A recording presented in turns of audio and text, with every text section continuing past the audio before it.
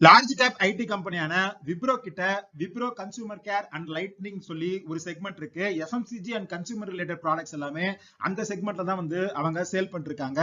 Light related ப்ராடக்ட்ஸ்ல பெருசா வந்து இந்த செக்மெண்ட் வளர்ந்ததுக்கு அப்புறம் இப்போ வேற வேற துறைகள்ல நாங்க கவனம் செலுத்த போறோம் அப்படின்னு சொல்லியிருக்காங்க. பெட் ஃபுட் இண்டஸ்ட்ரி அப்படிங்கிறது இந்தியால வருஷத்துக்கு 15% க்ரோ ஆயிட்டு இருக்க ஒரு இண்டஸ்ட்ரியா இருக்கு. ரிலையன்ஸ் கன்சூமர் ப்ராடக்ட்ஸ் கூட ரீசெண்டா வேகிஸ் அப்படின்னு சொல்லி அவங்களுக்குன்னு தனி பிராண்ட் வந்து லான்ச் பண்ண போறோம் அப்படின்னு சொல்லியிருந்தாங்க.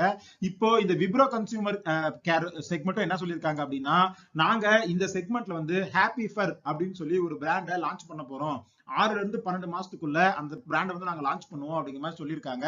அடுத்து ஸ்நாக்ஸ் பிராண்ட் அப்படின்னு பார்த்தோம்னா விப்ரோ கிட்ட கிரானமா அப்படின்னு சொல்லி ஒரு பிராண்ட் இருக்கு. இது வந்து ஒரு traditional south Indian snack brand. இதை வந்து அவங்க ஆன்லைன்ல தான் வந்து அதிகமா வந்து சேல் பண்ணிட்டு இருக்காங்க. இப்போ முறையா பெங்களூர்ல 100 ஃபீட் கோரமங்கலால வந்து இந்த கிரானமாக்குன்னே தனியா வந்து ஒரு ஸ்டோர் வந்து நாங்க உருவாக்க போறோம் அப்படிங்கிற மாதிரி சொல்லியிருக்காங்க.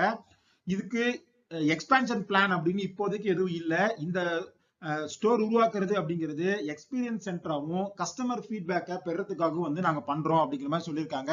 ஸோ ஐடி துறையில மட்டும் இல்லாம விப்ரோ வந்து இந்த மாதிரி பெட் ஃபுட்ஸ் அண்ட் ஸ்நாக்ஸ் இந்த மாதிரி பிராண்ட்ஸ்லயும் வந்து அவங்களோட பிரசன்ஸை வந்து எக்ஸ்பாண்ட் பண்றதுக்கு ஒர்க் பண்ணிட்டு இருக்காங்க.